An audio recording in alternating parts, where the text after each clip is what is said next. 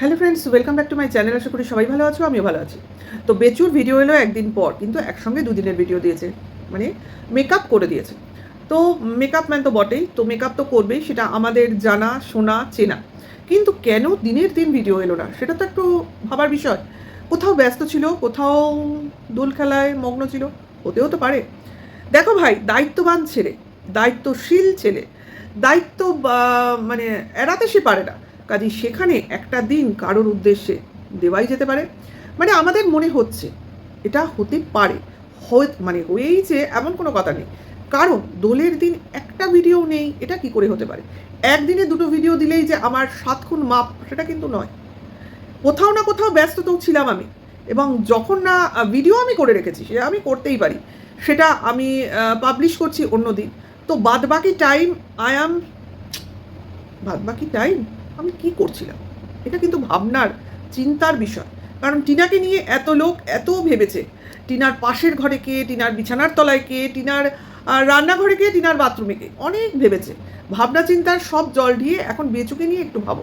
কারণ বেচু অনেক জিনিসই এখন টিনার মতো করতে চাইছে, অর্থাৎ টিনাকে দেখে কন্ট্রোভার্সি চাইছে, অর্থাৎ টিনার মতো সাবস্ক্রাইবার গেইন করতে চাইছে, টিনার মতো ভিউজ কামাতে চাইছে। কারণ কারণ কারণ হচ্ছে তার যে এবিলিটি, সে বুঝতে পেরে গেছে সে কিছুই করতে পারবে না, তার দ্বারা কিছুই হবে না। ওই ক্যামেরাম্যান হয়েই সারাটা জীবন তাকে কাটাতে হবে।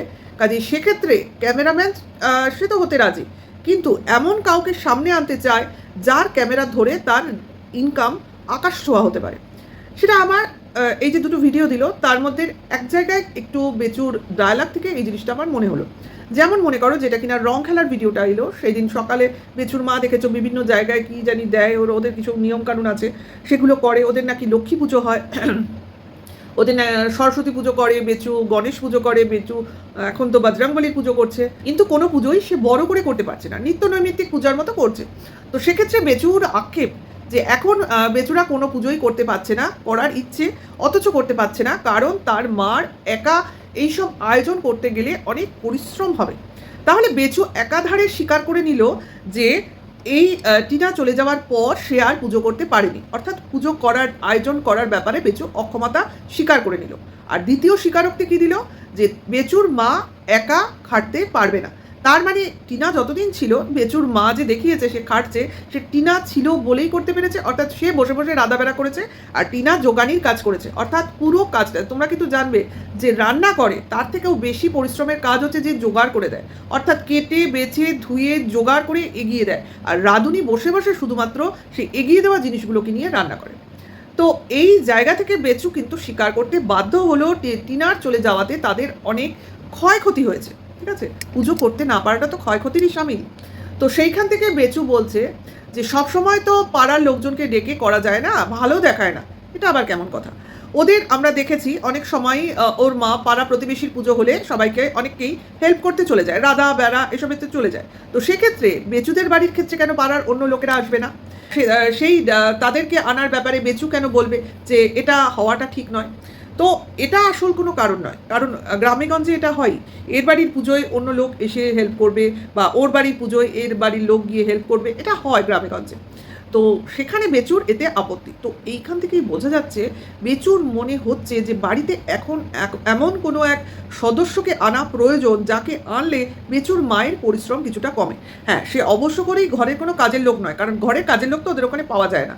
প্লাস তোমার কাজের লোকের মানে কি বলবো, আনলে যে বিপদ, অর্থাৎ ঘরের খবর বাইরে চলে যাওয়া, বা তাকে একটা মোটা মাইনে দেওয়া, এটা ঠিক বেচুর ধর্তব্যের মধ্যে পড়ে না। ওই যে হিসেব হিসেব কষা, লাভ ক্ষতির একটা পরিমাপ করা, এইগুলো বেচুর তো সারাদিনের কাজ। তো সেইখান থেকে বেচু এটাই ভেবে নিয়েছে, যা খাটনি বাড়ির লোকই করবে। ভাই, বাইরের লোককে এনে খাটনি করার জন্য পয়সা দেবো, এটা বেচুর কুষ্টিতে নেই। সেই জন্য আমি বারবার বলি যে বেচু কেন নিজের কুষ্টিটা পড়ে শোনায় না। তো আমাদের কিন্তু পরিষ্কার হয়ে যায়, আমরা যেসব অ্যালিগেশন বেচুর উপর লাগাই বা বেচুর ব্যাপারে প্রেডিক্ট করি, তো সেগুলো কিন্তু ওই কুষ্টিতেই লেখা আছে। তোমরা যদি বেচুকে রিকোয়েস্ট করো, যারা বেচুর ফেভারিট বা বেচুর ফেভারে যারা কথা বলো, তারা যদি বেচুকে রিকোয়েস্ট করো তার কুষ্টিটা পড়ে শোনাতে, অনেস্টলি বানানো কুষ্টি না, মানে নিজে বানানো কুষ্টি না, অনেস্ট কুষ্টি, হ্যাঁ, তো সেটা যদি পড়ে শোনায়, তো তোমরা, আমি নিশ্চিত এগুলো জানতে পারবে যে বেচুর কিপটিমির ব্যাপারটা খুব ডিটেলসে সেই কুষ্টিতে লেখা রয়েছে। ঠিক আছে, তো এইখান থেকেই আমার মনে হলো বেচুর আক্ষেপ যে বাড়িতে সেই সদস্যের অভাবের কারণে মানে সেই বিশেষ, তো তার কারণে এই পূজা আর্চাগুলো আটকে রয়েছে। হতে পারে বেচুর এটা তোমার পণ বা তোমার কোনো মানসিক আছে যে যবে বাড়িতে আমার লাইফ পার্টনার আসবে পরবর্তী নেক্সট, তো তারপর থেকেই আমি পূজা আর্চা করবো। আমার যেন মনে হচ্ছে বেচু এরকম হয়তো কোনো পণ নিয়েছে মনে মনে, অমুক ঘটনাটা না ঘটলে আমি ওই ঘটনাগুলো ঘটাবো না। তো এইখান থেকেই আমার এটা মনে হলো। তো বেচুর একটা কথা আমার এখানে বলতে হয়, বেচুর মনে তো লাড্ডু ফুটছে, কারণ বেচু ফোকলাকে ভাইরা ভাই পেয়েছে, যে সেম টু সেম ভাই, আমি একা একজনকে জ্বালিয়ে শেষ করতে পারলাম না, আরেকজন এসে ওকে জ্বালাতে শুরু করে দিল, মানে আমার থেকে ভালো পাইনি। এইটা জেনে বেচুর মনে কিন্তু প্রচুর ফুর্তি, মানে লাড্ডু ফুটছে বলতে পারো। তো সেই লাড্ডু ফোটার থেকেই বেচুর এখন দিনক্ষণ মানে কি বলবো, বেচু এখন আকাশে উঠছে যে যাক বাবা, আমার থেকে তো আর বেটার পাইনি, আমার থেকে ওই আমার সেম টু সেমই পেয়েছে। কিন্তু কথাটা হচ্ছে বেচু যেটা 5 বছর ধরে করতে পারলো, এই ফোকলা বেশি দূরে এগোতে পারলো না। তো সেইখানে হয়তো বেচু বলছে তুই আর কি করতে পারলি, আমি যা করতে পেরেছি তুই তো কিছুই করতে পারিসনি, এরকম একটা ব্যাপার। যাই হোক, বেচু পাঞ্জাবি পরলো, রেডি হলো, বাচ্চা রেডি হয়েছে, সে তো দেখিয়েছে, বাচ্চার রং খেলা দেখালো, কিন্তু নিজে যে রেডি হলো, তো বেচু কার সঙ্গে রং খেলতে গেল তোমাদের মনে হয়? তোমরা কি দেখলে বেচুকে রং খেলতে? হ্যাঁ, গ্রামের ওই একটা ক্লাবের যে পুজো সেখানে নিয়ে গেছিলো প্যান্ডেলে। তো সেখানে একটু আমাদের দেখিয়েছে যেখানে পুজো হয়েছে, জায়গাটা বোঝা গেল যেখানে ওদের পুজো আর্চা হয় ক্লাবে। তো ওইখানে একটু আমাদের ভিজিট করালো। বাদ বাকি বেচুকে কি দেখতে পেয়েছো তোমরা? না। বেচুদের বাজার হাট নিয়ে খাওয়া দাওয়া কিছু দেখেছো? না, এখনো দেখিনি। ভবিষ্যতে মানে নেক্সট ভিডিওতে আজকে দেখবো কিনা সেটাও জানি না। কিন্তু ব্যাপারটা হচ্ছে বেচুর রং খেলা কোথায় হলো? তো বেচুর স্পেশাল কেউ আছে যার সঙ্গে সে রং খেলতে গেছে বা যেতেই পারে, সেটা বড় কথা নয়। কিন্তু ব্যাপারটা হচ্ছে এত লুকোচুরি কিসের? আমার হচ্ছে এটা, যে তুমি তোমার বন্ধু বান্ধবী থাকতেই পারে, যখন নিজের ক্লিয়ারেন্স দিয়েই দিয়েছো, 10টা 5টা 20টা 40টা শুনেইছি নাম্বারিংয়ের ব্যাপার, তো সেখানে বলতে পারো অথচ দেখাতে পারো না। মানে লুকোচুরি, সাসপেন্স এগুলোর মধ্যে দিয়ে চলতে চাইছো যাতে লোক এগুলো নিয়ে কথা বলে। না হলে তো ভিডিওতে কিছু নেই যে আমরা কি নিয়ে কথা বলবো, কথা বলার কিছু থাকবে তবে তো মানুষ কথা বলবে। আর বাদ বাকি ভিডিওতে কি দেখতে যাবে যদি কিছু না খুঁজতে যাই? খোঁজার কিছু থাকবে তবে মানুষ সেখানে খুঁজতে যাবে। আদতে তো বেচুর ভিডিওতে কিছু আছে, প্রতিটা লোক সেখানে বলবে। এখন তো ভিডিওর কোয়ালিটিটাও বাজে, অর্থাৎ ঠিকমতো ভিডিও আসেও না, সাউন্ড কোয়ালিটি অতীব জঘন্য। অনেকে আগে বলতো, তারপরে কি কতগুলো সাউন্ড সিস্টেম কিনলো, সেগুলোর অ্যাপ্লিকেশন নেই, সাউন্ড কোয়ালিটি একটুও ভালো করতে চায় না। আমার মনে হয় ওর করার ইচ্ছে নেই, যে পুঙ্খানুপুঙ্খ কথা যেন কারোর কানে পুরোপুরি না পৌঁছায়, অর্থাৎ ভাষা ভাষা পৌঁছুক, লোক যাতে কষ্ট করে। কিন্তু ভাই, মানুষ কষ্ট করতে করতে একটা লিমিট অবধি করবে, তারপর বলবে দূর ছাতার মাথা, এর ভিডিও কোয়ালিটি এত বাজে, এটা দেখবই না। বিরক্তি উৎপন্ন হবে মানুষের মনে, এবং সেটার থেকেই এই ভিউজ ডাউন হচ্ছে না কে বলতে পারে। কারণ মানুষ কিন্তু অনেক কিছু দেখতে চায়, picture quality, editing, sound quality এবং প্রেজেন্টেশন। একটা ব্লগারের অনেক কিছু কাজ থাকে এবং এডিটিং ইজ দ্য মাস্ট। তারপরে হচ্ছে তার প্রেজেন্টেশন, যে তার একটা মিনিমাম ডেইলি লাইফ সেটা কিভাবে রোজ নতুন আকারে প্রেজেন্ট করছে, সেই জিনিসগুলো। তো এগুলো তো সবটাই মাথার মানে ভাবনা চিন্তার ব্যাপার, যে জিনিসটাকে কিভাবে প্রেজেন্ট করব। এখন আমি যদি নিজেকে ডাইরেক্টর ভাবি উইথ ক্যামেরাম্যান, এবার বাড়িতে যে চরিত্রগুলো ঘোরাফেরা করছে তাদেরকে সাজিয়ে গুছিয়ে রিপ্রেজেন্ট করা নট সো ইজি। তো সেই ক্ষেত্রে বেচু কি করবে বা কি করতে পারে এই ক্ষেত্রে? এর আগে তো টিনাই পুরো ব্যাপারটা কন্ট্রোল করে নিত, বেচু ক্যামেরা ধরে জিনিসটা ম্যানেজ করে নিত।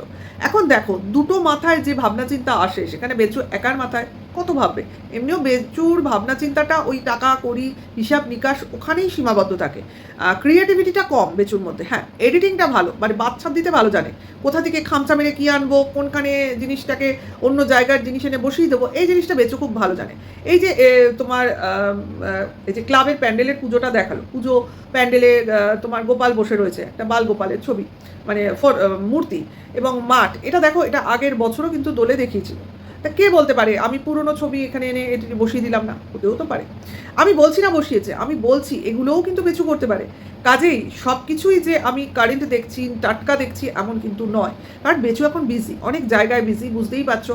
বেচু সহজে কোনো কিছু যেমন করে না, তেমনি দেখায়ও না, তেমনি কোনো কিছু হাতছাড়াও করতে চায় না, সোজা কথা। কারণ এই যে দোল, এই যে এত রং, এই যে বেলুন, এই যে পিচকিরি, এই যে সমস্ত করছে, সব কিন্তু বাচ্চাকে দিয়ে এর ওর গায়ে দেওয়াবার চেষ্টা করছে। তাহলে নিজে পাঞ্জাবিটা পড়েছে কেন? এটা তো প্রশ্ন, এটা তো কোয়েশ্চেন। তো দেখা যাক নেক্সট ভিডিওতে আদৌ এটাকে দেখায় না, এটা এখানেই ক্লিয়ার মানে স্টপ করে দেয়। তো যদি স্টপ হয়ে যায় তো জানবে বেচু তো রং খেলেছে, অর্থাৎ খেলবেই। আলাদা ঢঙেই খেলেছে, যেটা কিনা আমাদের সামনে আসছে না। তো বেচুর ভিডিওতে টিনার সম্পর্কেও একটু কিছু বলার আছে। টিনার ভিডিও এসছে 2-3 দিন বাদে, মানে নিজেকে ও এখন নর্মাল ওয়েতে নিয়ে এসছে বা আসছে বোঝা যাচ্ছে। আর হ্যাঁ, ও পারছে ধীরে ধীরে নিজেকে ঠিক করতে। তো ভিডিওটা আর বাড়াবো না, এখানেই রাখবো। নেক্সট ভিডিওতে খুব তাড়াতাড়ি আবার তোমাদের সঙ্গে দেখা হবে। ভালো লাগলে লাইক, কমেন্ট, শেয়ার করবে। এখনকার জন্য এইটুকু, টাটা, বাই।